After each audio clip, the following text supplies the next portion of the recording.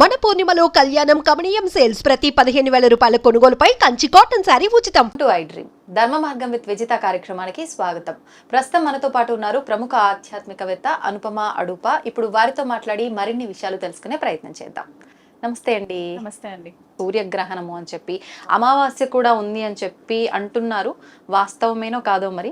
మొత్తానికి అంటే మామూలుగానే షష్టగ్రహ కూటమి 6 గ్రహాల కలయిక అనేది చాలా బీభత్సాన్ని సృష్టించబోతుంది అని చెప్పి కొంతమంది చెప్పడం జరుగుతోంది. కొంతమంది పెద్దగా భయపడాల్సిన అవసరమే లేదు అని చెప్పి చెప్తున్నారు. ఈ 3 కలవటం వల్ల ఇంకా ఎక్కువగా ప్రమాదం అని చెప్పి చెప్తున్నారు. అసలు ఏంటి వాస్తవం, ఏం జరగబోతుంది ఆ రోజు? ఓకే, ఫస్ట్ ఆఫ్ ఆల్ మనకి వేదిక్ జ్యోతిష్యం ప్రకారం చూసుకుంటే 6 గ్రహాలు కలయిక జరుగుతుంది మీన రాశిలో. కాకపోతే అక్కడ మనకి ఔటర్ ప్లానెట్స్ అని చెప్పి ఉంటాయి అన్నమాట. నెప్ట్యూన్, ప్లూటో అండ్ యురేనస్ అని చెప్పి ఇవి మనం ఎక్కువ మట్టుకు వేదిక్ జ్యోతిష్యంలో మనం కన్సిడరేషన్ లోకి తీసుకోము. ఓకే, కాకపోతే ఇక్కడ నెప్ట్యూన్ ఆల్రెడీ మీనరాశిలో సంచారం జరుగుతుంది. ఈ 3 గ్రహాలు ఏంటంటే దీర్ఘకాలికంగా సంచారం జరుగుతూ ఉంటుంది అనమాట. మనం శనినే 2.5 years సంచారం అని అనుకుంటూ ఉంటాము. కాకపోతే ఈ 3 గ్రహాలు నేను చెప్పినవి ఏంటంటే ఇంకా చాలా ఎక్కువ లెంత్ లో సంచారం జరుగుతూ ఉంటుంది. సో ఈ 3 గ్రహాల యొక్క కలయిక అంటే డిఫరెంట్ హౌసెస్ లో ట్రాన్సిషన్స్ జరుగుతున్నాయి. కాకపోతే ఏంటంటే నెప్ట్యూన్, యురేనస్ అండ్ ప్లూటో ఇవి మాత్రం మనకి జనరేషన్స్ గా మనకి కొద్దిగా చేంజెస్ తీసుకొచ్చే గ్రహాలు అనమాట. సో ఇప్పుడు నెప్ట్యూన్ మీనరాశిలో ఉండడము, ఈ షష్టగ్రహ కూటమి 6 గ్రహాలు కూడా మీనరాశిలో కలయిక జరగడము, అండ్ సూర్యగ్రహణం మనకి జనరల్ గా అమావాస్య రోజే సూర్యగ్రహణం ఏర్పడుతుంది. రవి చంద్రులు కలయిక జరిగినప్పుడే సూర్యగ్రహణం జరుగుతుంది. కాబట్టి అవును, ఆ రోజు సూర్యగ్రహణం కూడా ఉంది, అమావాస్య కూడా ఉంది అండ్ శని కూడా ఆ రోజే మీనరాశిలోకి కుంభరాశిలో నుంచి సంచారం అన్నమాట. సో ఈ 2 days మనకి కొద్దిగా ఇంపాక్ట్ ఉంటుంది. కాకపోతే ఏదైతే మనకి బయట బీభత్సాలు సృష్టిస్తాయి అని చెప్పేసి అనుకున్నది ఆ రోజు స్పెసిఫిక్ గా జరగాల్సిన అవసరం లేదు. ఇది గ్రహాలు ఒకసారి ఎంటర్ అయిన తర్వాత ఆ ఎనర్జీస్ అన్ని కొద్దిగా కల్మినేట్ అవ్వడానికి టైం పడుతుంది. కాబట్టి దాని యొక్క ఎఫెక్ట్స్ ఒకటే రోజు కనిపించకుండా మెల్లిమెల్లిగా స్టెప్ బై స్టెప్ కనిపించే ఛాన్సెస్ ఉంటాయి. కానీ దానివల్ల ఏంటో ప్రకృతి వైపరీత్యాలు వచ్చేస్తాయి, ఇంకా చాలా చేంజెస్ వస్తాయి అని చెప్పేసి అనుకోవడంలో భయపడాల్సిన పని లేదు. నేను పర్సనల్ గా ఎలా ఫీల్ అవుతానంటే చేంజ్ అనేది మనం వెల్కమ్ చేయాలి. చేంజ్ వచ్చిన తర్వాతే మనలో చాలా కొత్త మార్పులు వస్తూ ఉంటాయి, పాత విషయాలు కొన్ని ఎండ్ అయిపోతూ ఉంటాయి. కాబట్టి ఆ వెల్కమ్ ని మనము చేంజ్ ని వెల్కమ్ చేయకపోతే ఎక్కడున్న వాళ్ళం అక్కడే స్టక్ అయిపోతాము అనే ఒక కాన్సెప్ట్ నేను బిలీవ్ చేస్తాను అనమాట. Change is inevitable. కాబట్టి సో ఈ షష్టగ్రహ కూటమి మనకి 6 గ్రహాల కలయిక మీనరాశిలో, అందులో ఎక్కువ మట్టుకు మనకి ఉత్తరాభాద్ర నక్షత్రము ఎక్కువ ఇన్ఫ్లుయెన్స్ అయ్యే ఛాన్సెస్ కనిపిస్తున్నాయి అన్నమాట. ఓకే, అంటే వారిపై ఎక్కువ ప్రభావం ఉంటుందా? ఉత్తరాభాద్ర వాళ్ళకి కొంచెం ఇంకెక్కువ ఎఫెక్ట్ ఉండేది కనిపిస్తుంది. పూర్వభాద్ర అండ్ రేవతి కూడా ఉంటాయి. కాకపోతే ఎక్కువ మనకి ఈ నక్షత్రం వాళ్ళకి చేంజెస్ కొంచెం ఇంటెన్స్ గా ఉంటాయి అన్నమాట.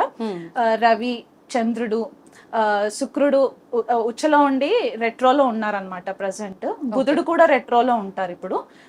అండ్ శని ఎంటర్ అవుతారు అక్కడే. రాహు ఆల్రెడీ అక్కడే ఉన్నారు. కాబట్టి ఈ షష్టగ్రహ కూటమి అండ్ నెప్ట్యూన్ కూడా కలిసి ఉంటుంది. కాబట్టి సప్తగ్రహ కూటమి అని అనుకోవచ్చు కాసేపటికి. తర్వాత ఈ ప్లానెట్స్ అన్ని ఒక ఆస్పెక్ట్ వచ్చేసి మనకి కన్యారాశి పైన పడుతుంది. ఎందుకంటే మీనరాశికి ఆపోజిట్ లో ఉండేది కన్యారాశి. కన్యారాశిలో కేతు ఆల్రెడీ అక్కడే ఉన్నారు.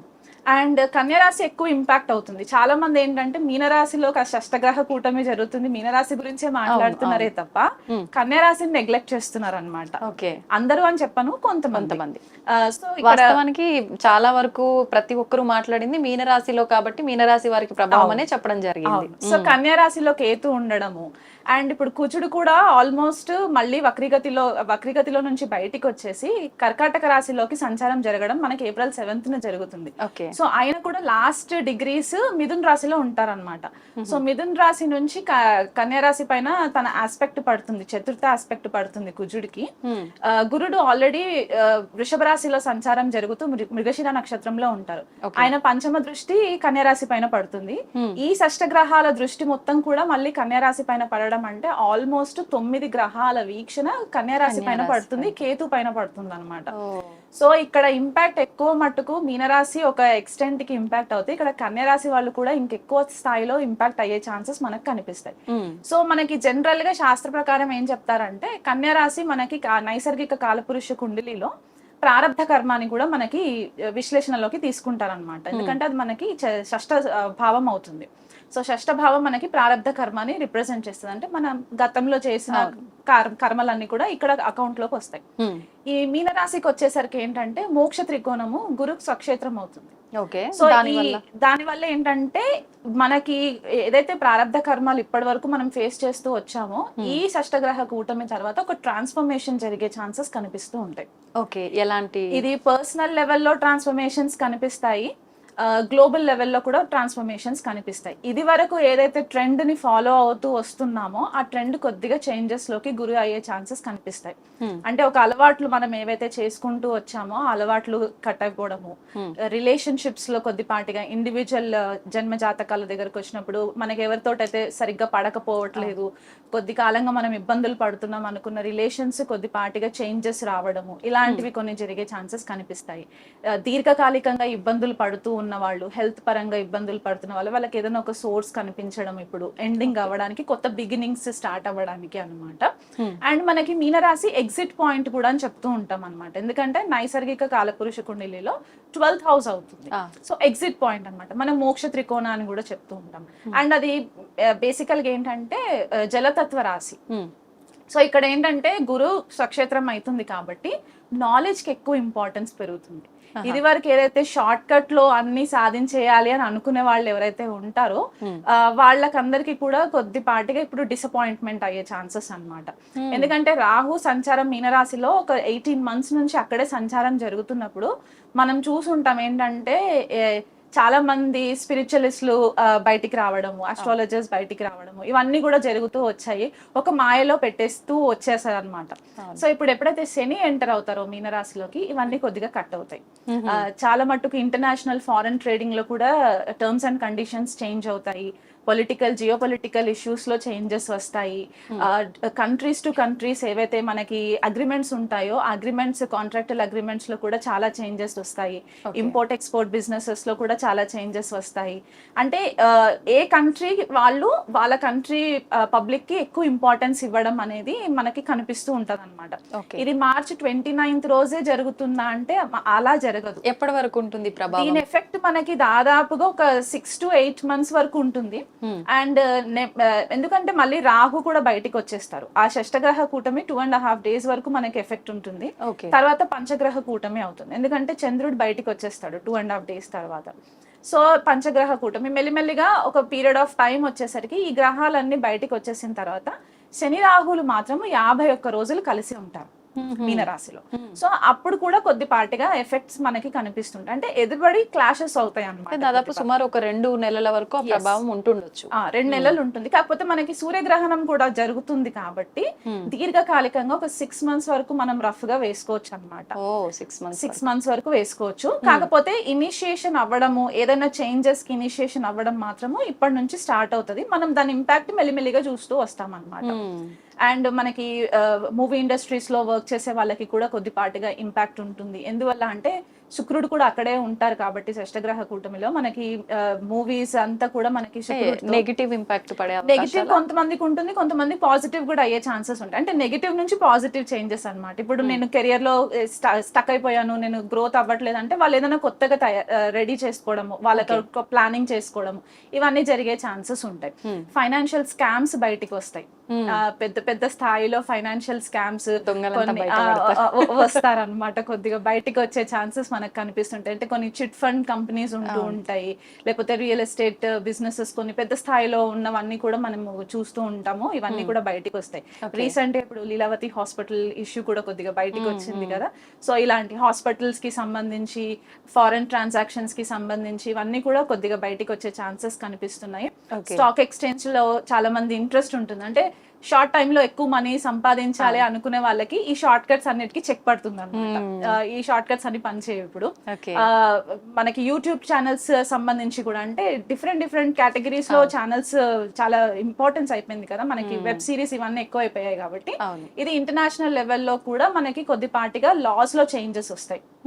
మీడియాకి రిలేటెడ్ దానికి లాస్ లో చేంజెస్ వస్తాయి. వాళ్ళ టర్మ్స్ అండ్ కండిషన్స్, ప్రోటోకాల్స్ కొద్దిగా చేంజెస్ వస్తాయి.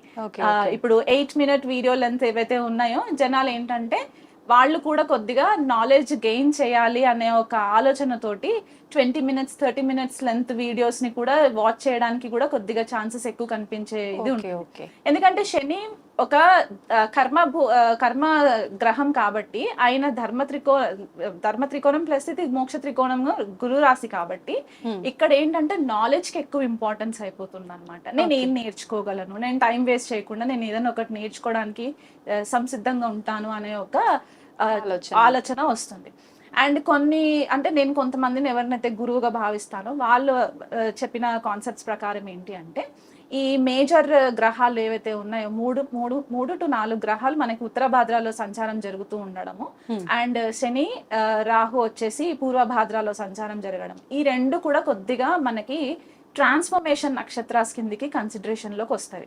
అంటే ఇంటెన్స్ గా తపస్య చేయడము, సాధన మార్గంలోకి వెళ్ళడము, మెడిటేషన్ ఇప్పటివరకు ఏదైతే టైం పాస్ చేస్తూ మెడిటేషన్ అనుకున్న వాళ్ళు ఇప్పుడు సీరియస్నెస్ పెరగడము, ఇవన్నీ జరుగుతూ ఉంటాయి. యుగ పరివర్తనం అని కూడా మనం చెప్పుకోవచ్చు అనమాట. ఎందువల్ల అంటే ఈ కేతు వచ్చేసి ఇప్పుడు ఉత్తర ఫాల్గుని నక్షత్రంలో సంచారం జరుగుతుంది. ఈ గ్రహాలు మాక్సిమం గా మనకి ఇప్పుడు ఏవైతే 3 గ్రహాలు అని చెప్పేసి అన్నాను ఉత్తర భాద్రలో, ఆపోజిట్ లో మనకి ఉత్తర ఫాల్గుని నక్షత్రం ఉంటుంది కాబట్టి ఉత్తర ఫాల్గుని నక్షత్రాన్ని ధృవతార అని కూడా అంటూ ఉంటారు. సో మనకి క్లాసిక్స్ చెప్పిన ప్రకారం ధ్రువుడు స్టోరీ మనకి తెలిసి ఉంటుంది కదా, మనకి సైంటిఫిక్ ఆస్ట్రోనామికల్ గా చూస్తే కనుక ఈ ధృవతారాన్ని పోల్ స్టార్ అని కూడా అంటూ ఉంటారు అనమాట. సో సముద్ర మంథనం జరిగిన కాన్సెప్ట్స్ మనం ఒకవేళ వెనక్కి తిరిగి మన క్లాసిక్స్ మనము రెఫర్ చేసుకుంటే, సముద్ర మంథనం జరిగినప్పుడు దేవతలందరూ ఆకాశంలో ఉండి రాక్షసులందరూ ఇంకొక వైపు ఉండి సముద్రంలో చర్నింగ్ అవుతూ ఉంటుంది కదా. మీనరాశి సముద్రం అన్నమాట, డీప్ ఓషన్. అక్కడ ఉత్తర భాద్ర నక్షత్రంలో ఉన్న అధిదేవత అహిర్బుద్ధాన్యుడు, ఆయన సర్ప దేవత అన్నమాట, రుద్రుడు కూడా అంటూ ఉంటారు. సో ఈ ఉత్తర భాద్రలో ఉన్న ఈ అధిదేవత యొక్క ఎనర్జీస్ ఎక్కువ ఫ్లరిష్ అయ్యే ఛాన్సెస్ ఉంటాయి అన్నమాట. సీ లెవెల్లో మనకి ఏదైతే ఇప్పుడు సముద్ర మంథనం అని అనడం ఏంటి అంటే ఏదో చర్నింగ్ ఓషన్ లో జరగడం కాదు, మనలోనే చర్నింగ్ అవ్వడం అన్నమాట. మనలో చాలా చేంజెస్ వస్తూ ఉంటాయి. ఆ ఎనర్జీస్ ని మనం ఛానలైజ్ చేసుకోకపోతే ఈ భూమికి సంబంధించిన వైబ్రేషన్స్ కి ఆ ఫ్రీక్వెన్సీకి కనుక మనము రీచ్ అవ్వలేకపోతే కనుక చాలా మట్టుకు కన్ఫ్యూజన్ జోన్ లోకి వెళ్లే ఛాన్సెస్ ఉంటాయి. ఇవి నెగిటివ్ ఆస్పెక్ట్స్. పాజిటివ్ ఆస్పెక్ట్స్ మనం ఆధ్యాత్మికంగా ఎదగడానికి చాలా ప్లస్ పాయింట్స్ ఉంటాయి, కొత్తదనాన్ని మనం వెల్కమ్ చేసే ఛాన్సెస్ ఉంటాయి. క్లైమాటిక్ కండిషన్స్ కి వచ్చేసరికి ఏంటంటే సునామీస్, వాల్కానిక్ ఎరప్షన్స్, ఎందుకంటే సముద్ర గర్భంలో జరిగే ఇంటెన్స్ ఎనర్జీస్ కాబట్టి అక్కడ ఈ ఎర్త్ క్వేక్స్ రావడము, భూతత్వ రాశి కూడా చాలా ఇంపాక్ట్ అయ్యింది కాబట్టి మనకి ఎర్త్ క్వేక్స్ రావడము, టార్నేడోస్ రావడము, మనకి అమెరికా కెనడా ఇట్లాంటి వెస్టర్న్ కంట్రీస్ లో టార్నేడోస్ ఎక్కువ వస్తూ ఉంటాయి. సో టార్నేడోస్ రావడము, న్యాచురల్ కెలామిటీస్ ఎక్కువ వచ్చే ఛాన్సెస్ అయితే ఖచ్చితంగా ఉన్నాయి. మనము అదే చెప్పేదన్నమాట, క్లాసిక్స్ ని మనం గనక పట్టుకుంటే మనము యుగ పరివర్తనం జరిగిన ప్రతిసారి ఏదో ఒక రకంగా ఒక చేంజెస్ రావడానికి ప్రకృతి దానికి తగ్గట్లుగా తనని తాను మార్చుకుంటుంది. ఆ మార్చుకున్న పద్ధతిలో మనం కూడా కొద్దిగా చేంజెస్ రాగలిగితే ఈ పెద్ద ఇబ్బంది పడవలసిన పని లేదనమాట. ఈ షష్టగ్రహ కూటమి ఏదో భయంకరంగా అయిపోతుంది, మా లైఫ్స్ అన్ని అప్ సైడ్ డౌన్ అయిపోతుంది అనే రకంగా కాకుండా, ఇప్పుడు హెల్త్ రిలేటెడ్ గా ఎలా ఉంది? మామూలుగా మనం కరోనాని దగ్గర నుంచి చూసి అనుభవించి ఎంతో మంది ప్రాణ నష్టం జరిగింది, అదంతా కూడా మనం కళ్ళారా చూసాం. అటువంటి ఒక వైరస్ మళ్ళీ ఇప్పుడు ఈ షష్టగ్రహ కూటమి ప్రభావం వల్ల రాబోతుందని చెప్పి కూడా అంటున్నారు కదా, ఆరోగ్య రీత్యా ఎలా ఉండబోతుంది అంటారా ఇంపాక్ట్? ఈ ఆరోగ్య రీత్యా చూసుకుంటే చాలా మంది కూడా మానసికంగా ఇబ్బందులు పడుతూ ఉంటారండి. వైరస్ చిన్నగా ఎపిడమిక్స్ స్టైల్లో రావచ్చు, కానీ మరీ పాండమిక్ లెవెల్లో గ్లోబల్ గా వచ్చేసేసి ఎక్కువ జన నష్టం జరిగేదైతే కనిపించట్లేదు. ఎందుకంటే మనకి కేతువు కొద్దిగా ఇంపాక్ట్ కనిపిస్తున్నా కూడా మనం వైరసెస్ కి కేతుని కన్సిడర్ చేసుకుంటాము. కాకపోతే గురు దృష్టి కూడా పడుతుంది కాబట్టి కొద్దిపాటిగా ఏదన్నా వచ్చినా దానికి తగ్గట్టుగా మెడిసిన్స్ కూడా ఇమీడియట్ గా వస్తాయి కాబట్టి పెద్దగా ఇబ్బంది లేదు. కాకపోతే మానసిక ఒత్తిడి చాలా అయిపోతుంది. ఆ ఎనర్జీస్ ఒకే ఇంట్లో రకరకాల గ్రహాలని రకరకాల మనుషులని మనం తీసుకొచ్చి పెడితే ఆర్గ్యుమెంట్స్ అవుతూ ఉంటాయి కదా. సో ఇంచుమించు అట్లాంటి రిజల్టే ఇక్కడ కూడా ఉంటుంది అనమాట. ఒక్కొక్క గ్రహానికి ఒక్కొక్క తత్వం ఉంటుంది కాబట్టి ఆ ఎనర్జీస్ కల్మినేషన్ అయ్యే టైంలో మనం ఒకవేళ ఆధ్యాత్మిక మార్గంలో లేకపోతే మాత్రం ఇది చాలా ఛానలింగ్ చేసుకోవడం ఇబ్బంది అయిపోతుంది, కన్ఫ్యూజన్ వస్తుంది. అంటే కొంతమంది మాయలో ఉంటారు, నేను చేసింది కరెక్ట్ అని చెప్పేసి ఆ మాయలో నుంచి బయటికి రారు. సో అలాంటి వాళ్ళకి ఇంపాక్ట్ ఎక్కువ ఉంటుంది, ఎందుకంటే వాళ్ళు ఒక డైరెక్షన్ లో వెళ్ళాలి అని అనుకుంటూ ఉంటారు, అది వాళ్ళకి వర్కౌట్ డిస్టర్బ్ అవుతారు. సో అక్కడ మానసికంగా ఇబ్బంది పడుతూ ఉంటారు. చిన్నపిల్లల విషయంలో కొద్దిగా కేర్ తీసుకోవాలి పేరెంట్స్. చిన్నపిల్లల విషయంలో కొద్దిపాటిగా వాళ్ళకి డిప్రెషన్ లోకి వెళ్ళే ఛాన్సెస్ ఉంటాయి. ఎస్పెషల్లీ టీనేజ్ స్టూడెంట్స్ ఎవరైతే ఉంటారో మానసిక ఒత్తిడి చాలా ఎక్కువైపోయి కొద్దిపాటిగా సూసైడల్ టెండెన్సీస్ కూడా వచ్చే ఛాన్సెస్ ఉంటాయి. పిల్లల విషయం ఎక్కువ విద్యార్థులు అనుకోవచ్చా, స్టడీ అనుకోవచ్చు, అటువంటి వారి విషయంలో జాగ్రత్తగా ఉండాలి.